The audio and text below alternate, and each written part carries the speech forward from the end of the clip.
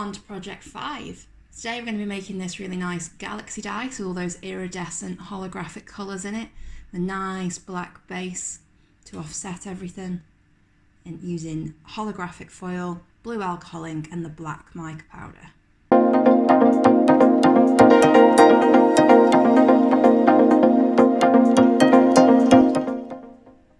On to our 5th project, or 4th dice. We're going to make that sweet galaxy dice. So we're going to need everything here: our scales, mixing pot stirrer, epoxy resin and mould. We're going to want blue alcohol ink, black mica powder, and this holographic strandy packing stuff. We're going to want metallic white ink to ink it and a paintbrush, polishing papers to finish it, and of course our minimum amount of PPE.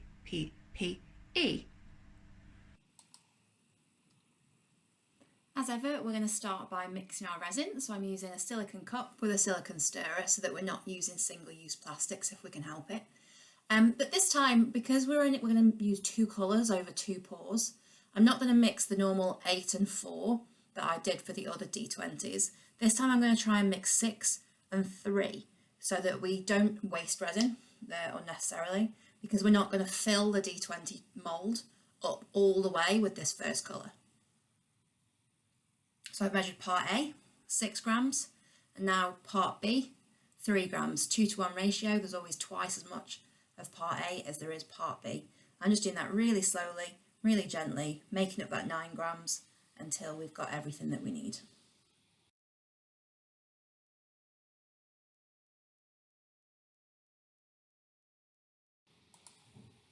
So with the correct amounts of resin, we're going to stir that up and then add a few drops of blue alcohol ink. I'm going to start off with just a couple of drops, maybe 3, so that we can always add more if necessary later, whereas we can't take that away.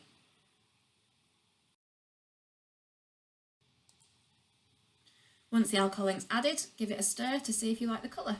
And then we stir for about 3 to 5 minutes until everything's mixed together.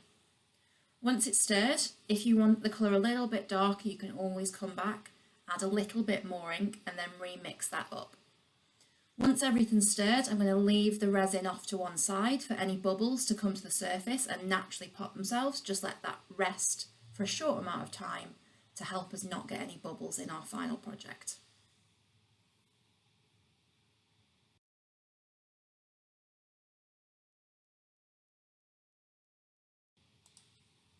Whilst we're waiting though, we're going to prepare our mould. So because we're using these holographic inclusions in our D20 mould for this dice, we can use that time whilst the resin is settling to collect the things we're going to put in, prepare them, put them in and make sure everything's in the right positions that we want. So I'm taking these holographic strips, and you'll see what I've done wrong in a second, and winding it around a finger, and then using that loose end just to sort of tie that into like a donut shape.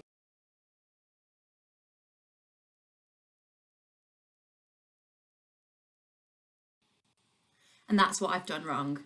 Trying to do this with gloves on is an absolute nightmare. So if you've got to this point and you haven't done it as I'm doing, take your gloves off. I do tend to reuse all my gloves just because I've used them once. If they're still clean, I'll turn them back the right way around and put them back on again for the next project or the next stage of the project. If you are watching this before you start the project, I suggest that you do this bit before you start to mix any resin, and then you don't have to worry about taking them off and putting them back on again. So I've made that little donut shape by wrapping it around my finger, and then I'm using the loose end to thread through to hold it all into place. Now this kind of like swirled donut shape will come apart a little bit, and it'll end up looking sort of like the rings of Saturn or the rings of a planet, that kind of thing. That's what we're aiming for. So I've made my little circle of holographic foil, just a single strand, and I'm going to pop that now into my mould and get that lying on the bottom face of the mould. You can just use your finger or use a cocktail stick or something to make sure it's in the positions that you want before you're finally finished with it. So when you've finally got your gloves back on, if you have to take them off, we're going to pour our mixed blue alcoholic resin into the mould, leaving about a 3 or 4 millimetre gap in the top. So we're not filling it all the way up, we're just going to partially fill the mould, nice and slowly like we've done before with that really steady small stream until you've left enough space for the black part that we're going to pour tomorrow. So aim for sort of halfway up that top set of faces. So when you've got enough in there, if you've put a little bit too much, you can remove some using your stirrer. You can also use your stirrer to press down on that holographic foil to help squish out any bubbles that might have got trapped between all those layers of plastic. And then when you're happy with it, try and make sure that you have as little resin on that top face as possible, because this will dry, and then when we pour the second layer and put the lid on, it's going to get in the way of the lid closing fully. So we're going to try and get rid of as much as that at the moment. Now I'm leaving it on top of the lid at an angle so that that blue resin doesn't set perpendicular to the top face, because I want a more organic look to this dice. So it's day 2 and that first blue layer has set in our moulds. You can see that it's still on the slant so that we get that more organic mix of colours. And this time I'm going to measure out 4 grams of part A and 2 grams of part B in our 2:1 ratio, but always follow the resin's instructions that you're using. And then add some black mica powder to make a black background for our galaxy. So it's got that real depth of colour, sort of darkness to it, as well as using the blue see-through so that we can see all the nice holographic colours. One thing I have noticed that with my scales is when I'm measuring such a small amount, it's really difficult to measure 1 or 2 grams accurately. It doesn't pick that up. So I am combining the measurements whilst I'm mixing these really small amounts. Just get a little bit of the black mica powder and add that in. Remember, you can always add more if you feel like you need a deeper colour. I'm just using the tip of the spatula to pull some out of the bag and add that into the resin. And then we're going to stir it up. Mica powder can take a while to combine so that it's not lumpy. So get stirring, and when that's ready, we're going to let it rest. Let any bubbles that are caught in there naturally release themselves. And then we're going to pour that into the top of our dice.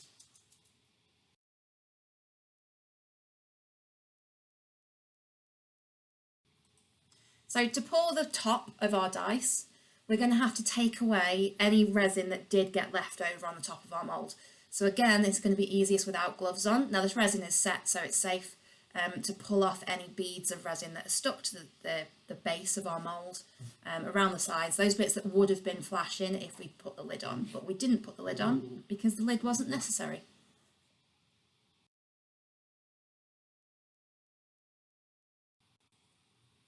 So when your black section of resin is ready, it's sat around for about 15 minutes, let all the bubbles rise up to the top and get themselves out naturally.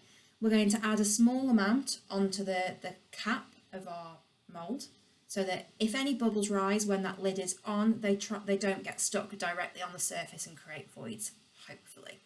Then we're using a really small stream, really thin stream of the black resin to fill up the base of the mould so that there's a dome amount of resin on the top. So there's a little bit extra that's going to get pushed out when we put the lid on and make the flashing. Now you've got quite a lot left over, so I'm using the small mixing cup that's come with the kit to create a tiny creatures miniature base out of black resin with this one.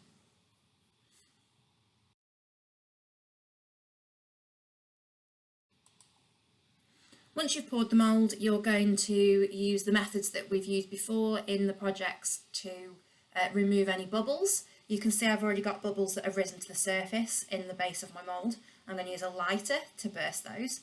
Again, you can use the cocktail stick as well to just push numbers out from around that top set of numbers. But do beware, because there's also resin in there that's already set, that the silicone numbers might be stuck to that and you don't want to rip them. So be really careful if you're going to start poking around in the mould with a cocktail stick at this point. When you're happy that all the bubbles are out of your mould, you're going to close it, and the next day it should be all set up, ready to open and take your beautiful new Galaxy dice out. So I'm peeling off the lid, and then we've got that flashing. It's actually really cold the day that I was doing this dice, and you can just see the difference between demolding and deflashing this dice cast than the other ones, how much more brittle that really thin resin is because it's cold. In my studio, I think it was something like 8 degrees this day while I'm trying to pop it out. So just removing the numbers, pulling the sides out, we're going to move the dice and push it out from the bottom to get that nice new Galaxy dice. Beautiful cast. There we go. You've got you can see the Galaxy strips, the holographic strips through the blue, and as you move it, the light shines off with all those iridescent colours, and on the back there's the black to offset it and give it that depth of colour. Now our dice is cast, we're going to have to leave it a few days just to let that resin completely fully harden up before we start to sand it.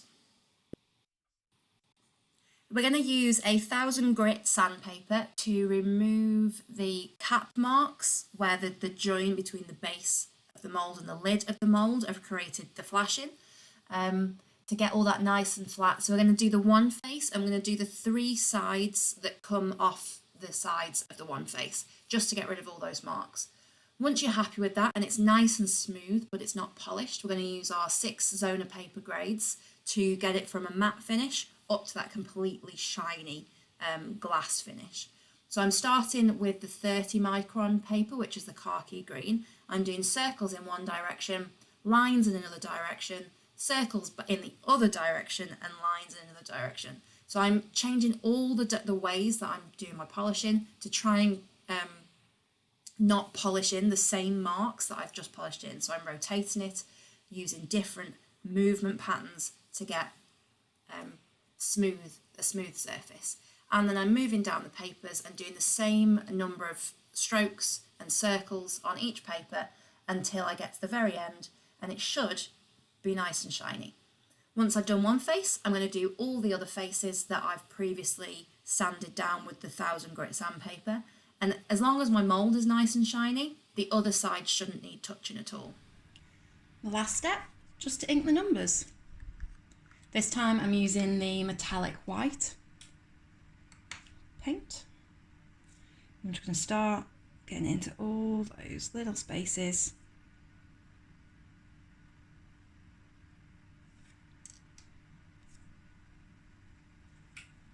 And inking the numbers.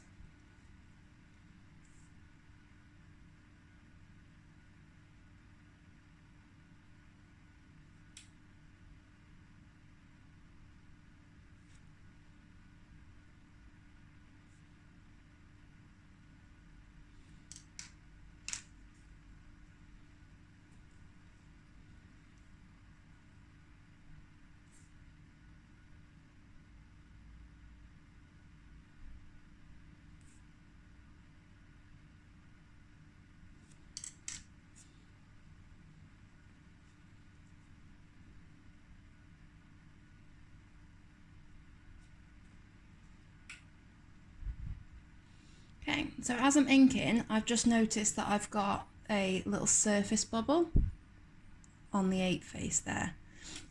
So I'm going to show you how to fix that before I finish doing any more painting.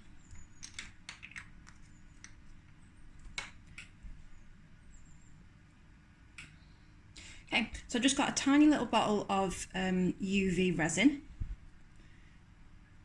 You can use your normal epoxy resin for this, but you have to wait for it to cure. Whereas the UV resin, we can just put a little bit in there.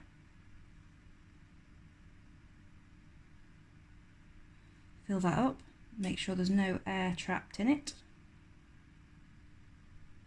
Dab that little spot as well. Out you come, air.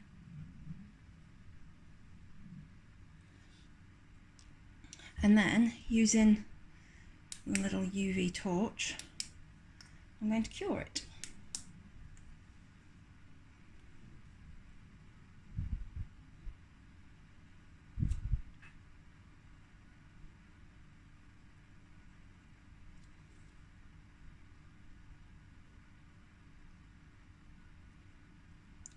Should only take a few seconds, less than a minute certainly, depending on your UV resin. And then when that's done, I'm going to sand it down and I'm going to continue putting my paint into the numbers.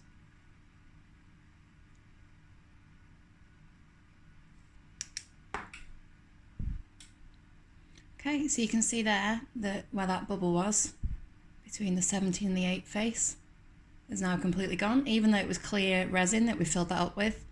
Because it's such a small space, you can't really tell. So where I've had wet ink and then repolished, some of the paint's come out, so I'm just going to go over and repaint those numbers. And then I'm going to go around and paint the rest of them. And then this one will be finished. And there we have it, our finished black and blue galaxy dice. If you've enjoyed this tutorial, please hit the subscribe button and the bell to get notifications of our next videos.